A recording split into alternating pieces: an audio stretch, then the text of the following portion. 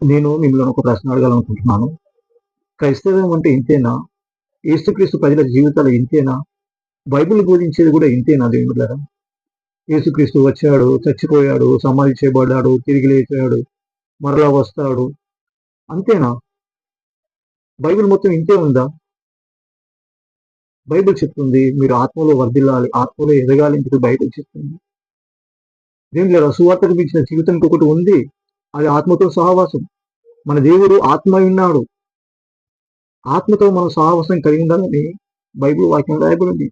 యేసుక్రీస్తు ప్రభుల వారు సువార్త మాత్రమే ప్రకటించలేదు. పరలోక రాజ్యంతో అనుక్షణం సహవాసం కలిగి ఉన్నారు. అది పరిశుద్ధాత్మను పొందుకోవడం వలన, పరిశుద్ధాత్మ అనుభవాల ద్వారా పరలోక రాజ్యంతో సహవాసం కలిగి ఉన్నారు. యేసు ప్రభు ఏ రీతిగా అయితే మహిమ కార్యములు అనుభవించి ముందుకు నడిచాడో అదే పద్ధతిని దేవుడు మనకు నేర్పించాడు. దేవుడు మనల్ని కూడా సువార్త దగ్గరనే ఆగిపోకండి అని చెప్తున్నారు. మీరు పరిశుద్ధాత్మను పొందుకొని ప్రవచన వరం పొందుకోవాలి, దర్శన వరం పొందుకోవాలి, స్వస్థత వరం పొందుకోవాలి, అద్భుత వరములు పొందుకోవాలి, భాషల వరం మాట్లాడాలి, జ్ఞాన వాకులు పొందుకోవాలి. ఇలా దేవుని కృపావరాలు ఎన్నో ఉన్నాయి. వాటన్నిటిలో మీరు నింపబడాలి, ముందుకు సాగాలి, వర్ధిల్లాలని పరిశుద్ధాత్మ దేవుడు స్పష్టంగా బైబిల్లో రాసించాడు. నేను గమనించినంత వరకైతే చాలా మంది దైవజనులు తమ విశ్వాసులకు మీరు పరిశుద్ధాత్మను పొందుకోవాలి, పరిశుద్ధాత్మ అగ్నిబాప్తిసం పొందుకోవాలి, మీరు ప్రవచనాలు పొందుకోవాలి, మీరు దర్శనాలు చూడాలి, దెయ్యాలు వెళ్ళగొట్టాలి, రోగులను స్వస్థపరచాలి, మీరు అద్భుతములు చేయాలని చెప్పి ప్రోత్సహించిన వారు చాలా తక్కువ కనబడుతున్నారు. వాళ్ళు ఎదుగరు, వాళ్ళ దగ్గరికి వచ్చే విశ్వాసం కూడా ఆత్మలో బలపరచలేని పరిస్థితి ఏర్పడిపోయింది.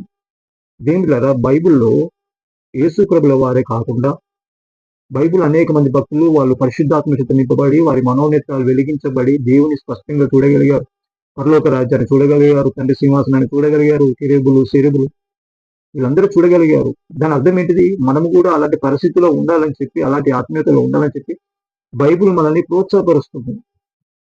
ఎవరు అనుకుంటారని, ఎవరి కోసమని ఆత్మీయతను మీరు తక్కువ చేసుకోవద్దు. దయచేసి గమనించండి.